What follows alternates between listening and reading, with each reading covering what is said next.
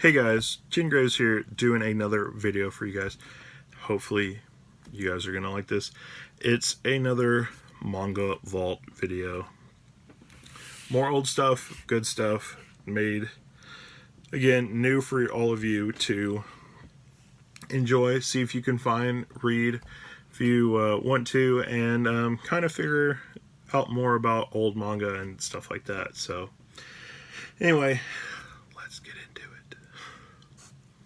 So first up in this box, this is, I believe we're on box 4. Yes, that's what we're on. This is Strawberry Panic. It was remade,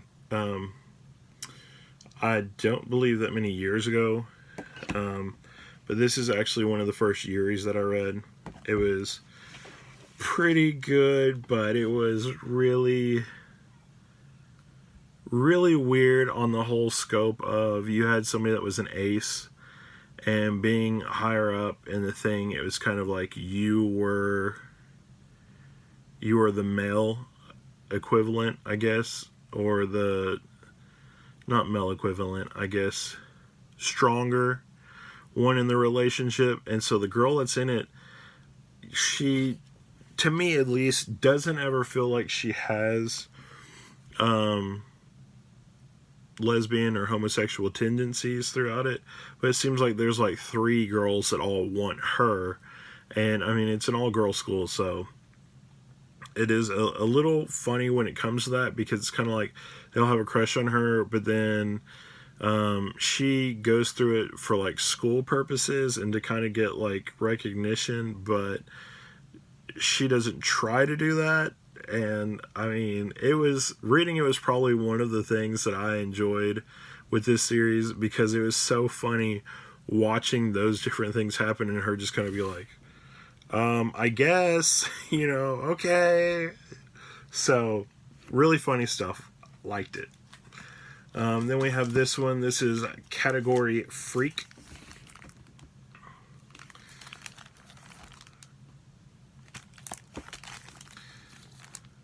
And this is one that had like bunny children in it. Let's see. Jog my memory. Okay, so this one, because they all basically have like bunny ears in it too. This one, they were categorized as freaks, but it's kind of like they're trying to defeat demons and prove that they are better people, even though they are, I guess, kind of like genetically modified people.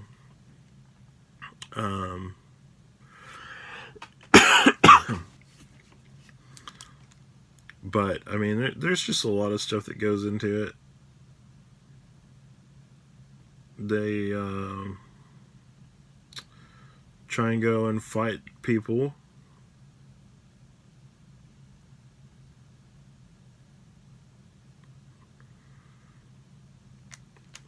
They all look like bunnies, and I'm pretty sure in it that they grow bigger after they use so much power.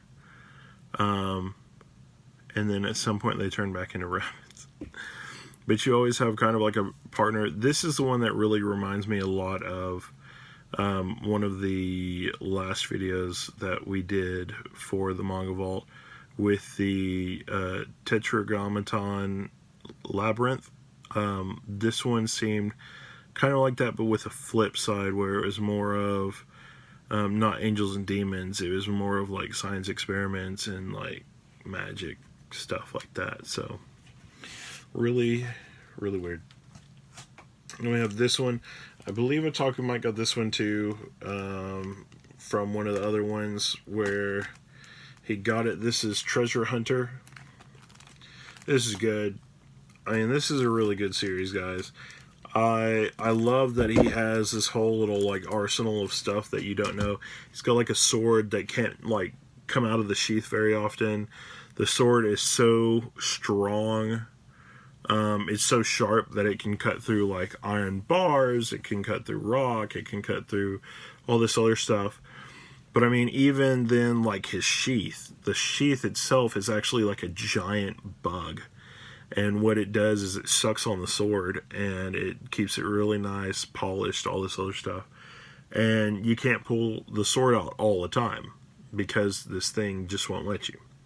And so the guy in it, see if I can get you a name for the treasure hunter's first name.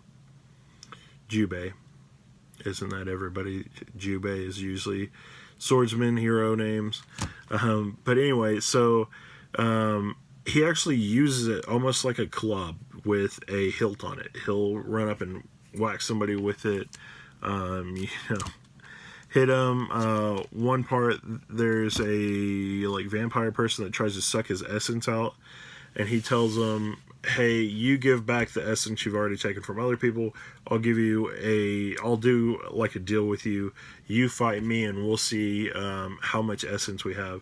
So he ends up like winning the first two and losing the third part of that, and giving his essence to the guy or the vampire thing or whatever. And the vampire says that his essence basically is so like fruitful, so strong and whatnot, that was enough to actually power him for like over 1,000 years. So it's really good. And then Jubei also has like a little purse that he uses, that he keeps his money in, and the purse is actually like a giant frog, can open up and can like put anything inside, and you know, just like catch people. It's really funny how there's just all this different stuff that goes into it. It reminds me a little bit of like the Kitaro series, because there's so much different stuff that happens into it. But all the weapons are just stuff, and it's just really Jubei's vigilance and everything else that continues him forward into his mission. Then we have this one, which is another one. I tried to talk Mike getting into it, but they didn't have this, so very upset. This is Yongbi the Invincible, and Yongbi is pretty amazing. This is one that actually goes in and talks about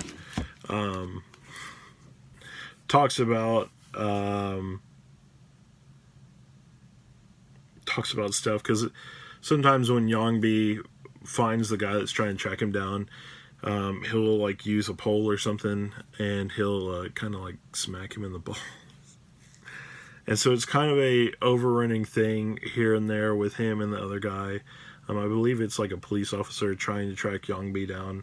But Yongbi is also kind of like the treasure hunter. He goes on missions and stuff, trying to find certain things and still survive. So very crazy stuff with that. Let's see, then we have Saving Life. This one, guys, was really weird. They're trying to protect the person basically with different people, and I believe they also like try and use like bread on him, trying to do things because this guy's like depressed, and they're scared that he is going to basically like end himself. And he's got kind of this little harem thing going. Not really a big thing with it. I think Saving Life actually ends at this one. It didn't continue on. But there's so many different things that happen. And it's one of those where like perverted stuff kind of happens. Like either the guy trips and falls into a girl's chest or something like that. Accidentally flips her skirt. And so all this other stuff though, or all these things are trying to get him off of that track of wanting to basically end himself at some point. And it's kind of if you're a woman and you have a guy that is attracted to women, what's all the different stuff? How far do you go to do that? Because sometimes going a certain length can actually have the repercussions or a reverse side effect of it. I think one of the girls in it talked about maybe sleeping with him, and that was going to keep him, but then he like told her that, well, if it's going to happen, then that would be all that I would need or something. So really crazy stuff. And it is from right here, Girls Bravo, if you've read that. So really good stuff. I like down here on the thing where they actually go into telling you about all that. Then we have this one, Tengu-jin. This guy is supposed to become the bride of a Tengu, and you guys know what that is. It's the bird guys, kind of, they wear the hats and everything. But it also kind of goes with errata, which I don't own that, and I have only read a couple chapters of it because I got to read it for free on an app or something somewhere long ago. But errata, basically, it's you're trying to find a female to continue on the line, and the next person in line is actually a male heir, and so they try and figure out where to go from there, if they can turn him into a girl, or if the flip side, whoever's getting him, which is like usually a god of some sort or whatever, can actually change gender into the other one for them to make them pregnant. Lot of different stuff. So, and you get weird elements, and this one didn't really go into it a lot. It was kind of reading between the lines on a bunch of that for this one, which I hated to do, because I don't feel like they really gave you enough to actually bite down on and enjoy it. And we had this one, Dead Already. This one is the guy, there's he's like picked out, he's supposed to be this guy out of all the like assassins that he's killed, or people that he's killed, they're all coming back as zombies. And he has to basically kill them off again, and if he can make it through all of them, he can move forward. He actually gets a psychologist lady involved in it by telling her, I'm crazy, I've seen this stuff, and finally he's like, I'm not crazy, here it is, here's all this stuff, and she actually finally realizes that, and it's the only bad thing about that one too, that's where that one kind of ends. So I really wanted that one to continue because it was a great idea. So now we're getting deeper into the box. No, those are fully completed. There we go. These ones will work. So we have Speedgrapher. Watch the anime. Really good. One of my favorite animes, if you haven't seen that. Basically, there's this goddess. People have different DNA, and whenever she kisses you, her saliva activates your DNA sequence to give you these superpowers. There's a guy that his tattoos come alive. There's a girl that can turn herself into Diamond. The main character can look through a camera and take a picture. When he does that, whatever's on the other side of the camera blows up that he's focusing on. There's a guy that turns into like a giant centipede kind of thing, bug, at some point. I mean, there's just a lot of stuff to it. It is a really good series. The anime obviously ended shortly. I highly recommend, though, instead of reading the manga or trying to track that down, reading or watching the anime. Anime is great. This is one I actually bought it because of the anime, and almost a 1-for-1. And I was really upset that it didn't continue, didn't go forward with it. So then we have this one. This is Hanako and the Terror of Allegory, which I actually just talked to Kawaii about this when we were on the podcast or on the live stream with Loholi and the Manga Club. This one is really good. It's a little girl. If you know Hanako in the bathroom, it's this little girl. It's supposed to be like on the 3rd floor bathroom, 3rd stall, all this other stuff, and she inhabits toilets basically. And so she does that, and they go around trying to find out allegories. There's like chainmail messages, the slit mouth woman, fish people. There's a bunch of all this stuff. The main character that's with her, the guy, actually has two on him. One of them is every time he, I think it's words that he says, there's a tree somewhere and a leaf will fall off. And so after every time he speaks and the words fall off, it's supposedly supposed to kill him after his last word. The other one that he has on him makes him like infinitely youthful. And I forgot what that one had with it. But they're all allegories, and it's all stuff that tries to play with your mind in one way or another. So it is a really good one. And I'm glad that one actually got finished out of most of these.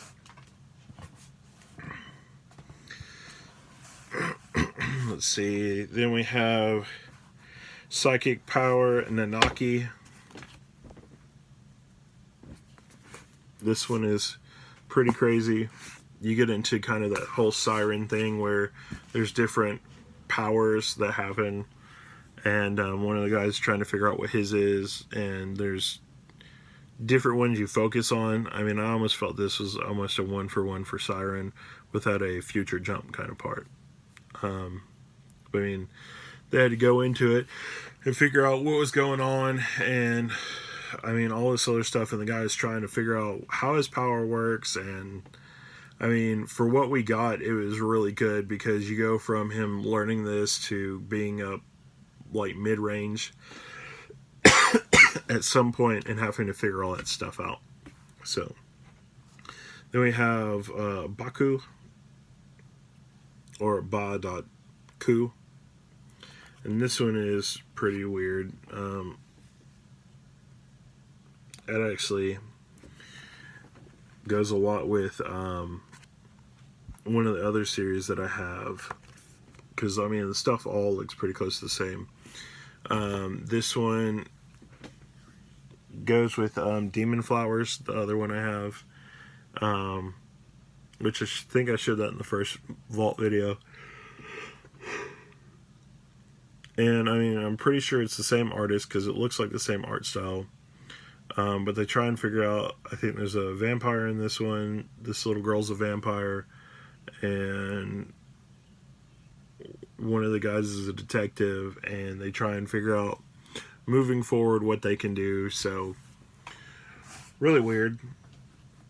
One that I would recommend people to read, but not one that I recommend that you like really stay focused on, because like I said, there is only one, and there's not really a lot of ones that only have one volume. There's not really too much to bite off of unless you really gets into the story. So most time you kind of feel like the person was writing the story in another one and then did the same story and tweaked it just a little bit. Then we have this one, Sickness Unto Death. Very crazy. So, giving it to you in a nutshell. Don't worry about the spoiler. When you read it, I think this will actually help you out more. So we started out as this girl, when she was younger, developed like a split personality, went to this girl split personality, or not split personality, basically is weak, has all these different things happen to her, all that other stuff, mental, she's kind of emo here and there, she is kind of anorexic, has problems. Well, they get this one to go away, which is the personality that's basically been living in the body for, I want to say, 14 years or so. So this is the main one, basically. They change her back into this one, and she basically has like the brain of, I mean, she basically has the brain of like a 9-year-old, something like that. I mean, it's still young. And it's weird because after she went into the white-haired one, the guy was hired to come in and basically be with her and take care of her because the butler was going to do like extra work and stuff that he had to do, and so they needed extra help. So he got in, they fell in love, they wanted to get married and everything, they made love, all this, and then after all that, now he's in the position of having to take care of her because now she's basically, brown hair, short, in a different body, almost with the soul or mind of like an 8-year-old, so it's really weird reading it as the character does all that, like she's mature enough to basically get married and all this other stuff, and then it happens like that where the guy now is, instead of doing that, taking care of her like she's an 8-year-old child. So somebody else actually watches her. He comes and visits her, and you could just kind of see the start of a relationship from there. You don't know how far it'll take, how long it'll take, but I mean, you kind of see his grief from that because now he is having to deal with that, not having the person he loved, and they can't really be intimate or whatever because that other person's not there anymore.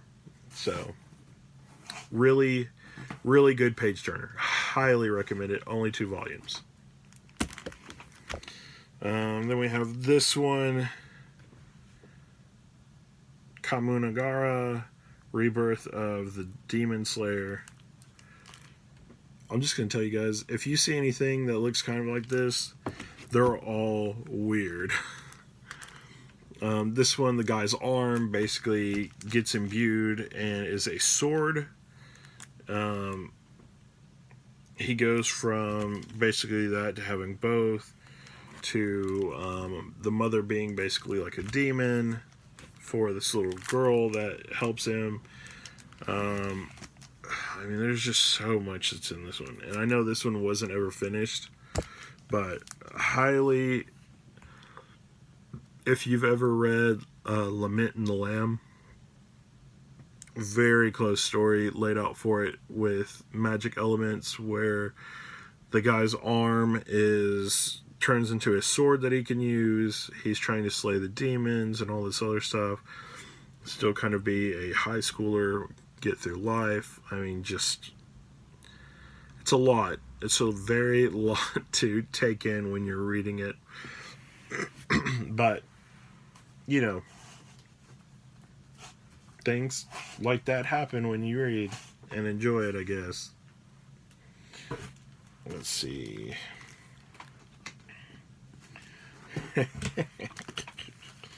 So this is one that me and Otaku Mike have talked about. You've heard my brother talk about it if you watch the Dadcast. A lot of stuff. This is the legendary, never read, please don't read it, Iken, where the fan service is so out of this world that it ruins fan service. So I'll show you guys these covers. We're only going to show the front.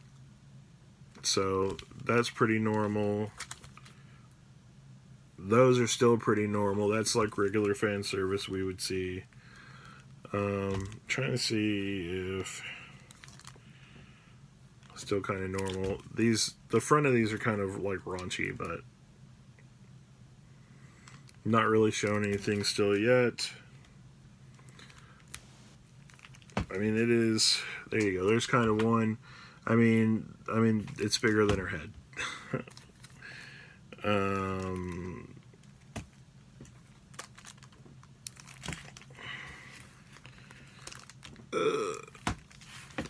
And I'm trying to see if they have one of the other people in here. They do, but they don't have it correctly put on the cover. One of the girls goes from, like the purple girl that I showed you, goes from being bigger than her head. The other girl has boobs that are twice as big as hers. So there's a lot of questioning stuff. There's another series I have where they go out of their way to basically be a hentai because either you're spilling water on somebody or milk or something and making it look like it's a sexual thing that happened, and it's not true. But sometimes I feel like if that's done right, it's very funny, it's very good. Ekin, never. After I got done reading it, I feel like I was probably scarred for life. So I don't really see how some women today want to actually be that way, where they're that big, and it just, I can't see it. So anyway, we're moving on. You can't sit there and talk about Ekin for very long. Then we have this one, Dark Angel. Don't let it get confused with the TV show, because I kind of did when I first started getting into it. So when it's kind of the past, there is, if you've read Seraph of the Inn, very close to it. There's a hidden power inside of the guy, and basically he's this dark angel from the past that nobody knew about.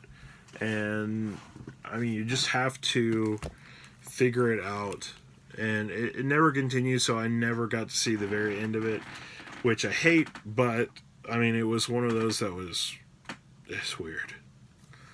Then we have this one. This is Platina, a pretty good one, but also one that focuses mostly on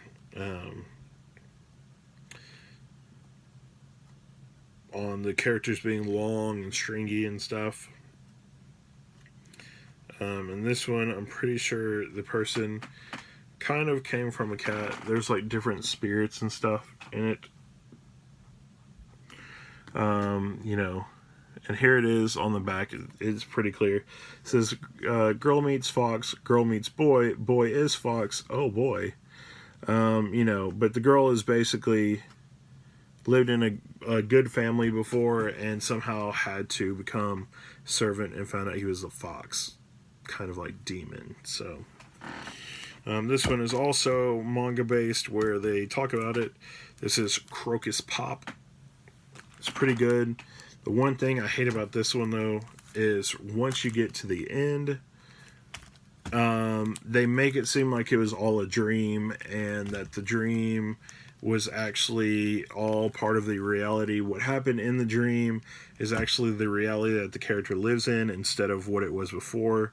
And it's him kind of going into life and becoming this character, and then coming back out and getting farther into it. So that one, I would say that one's pretty good. It's kind of a little mind screw if you don't care about that. But and then here's the one, Lament in the Lamb, that I was talking about earlier. This cover feels like it is hand stitched just about. It's about a brother and sister. They were split up at a young age, didn't know about each other. Happiness, if you've read Happiness, this one's pretty close to it. Except this one involves a brother and sister. The sister feels like they are vampires. They lust after blood. They do all this other stuff. And she actually like has to drink part of his blood. He drinks part of her blood. And it almost seems like some kind of a weird make-believe cosplay thing, where people are basically bloodletting each other and trying to figure it out and whatnot.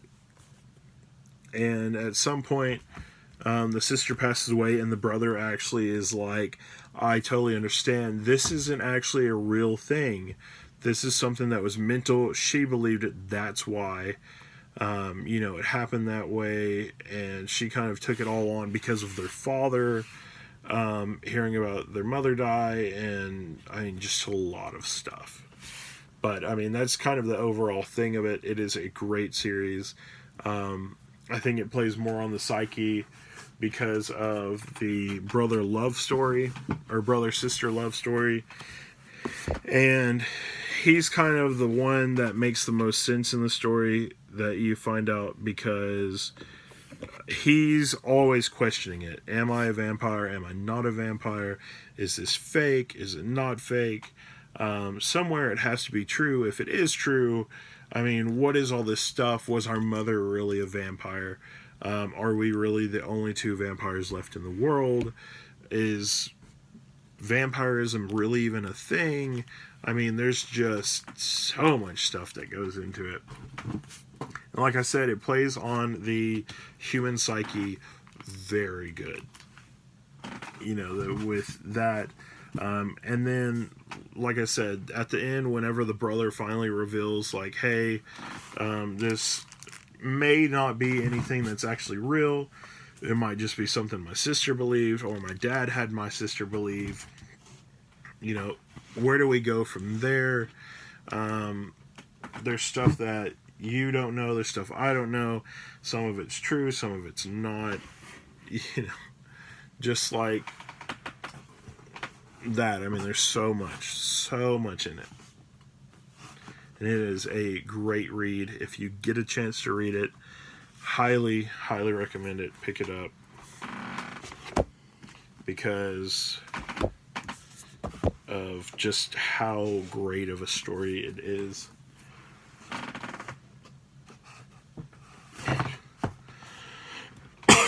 And I don't know if a lot of people will think of certain things about some of these series, but I mean, guys, a lot of these series are so spectacular that I think a lot of people are missing out not getting to read.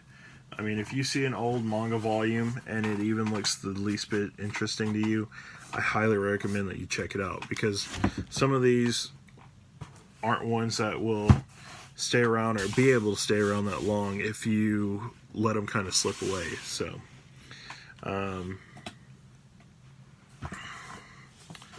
let's see. I have one more here. I'm trying to put all these other books back in here so that I can show it to you.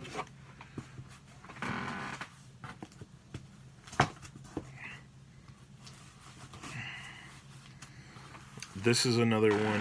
I enjoyed it when it started out. I enjoyed the different people that had different magic powers. I enjoyed that they incorporated demons, and that the main character was a wizard that went to like a demon academy for a little while and came out.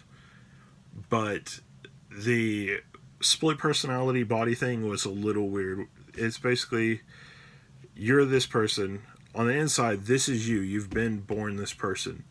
But you have past yous that are inside, kind of like the Avatar. And whenever you do anything, this person's body can come out. So, I think it's on the first one. Yeah, this character right here. There's the little girl version of her. There's the big girl version of her. There's a male super strong version of her. There's a male with like a goatee version of her with different hair. I mean, they all have red hair, but they all kind of look closely alike. And it's just, it's crazy the amount that goes through. I think the last book of it actually goes up to a fifth or sixth character of her being. And it's just kind of like, what is this supposed to be?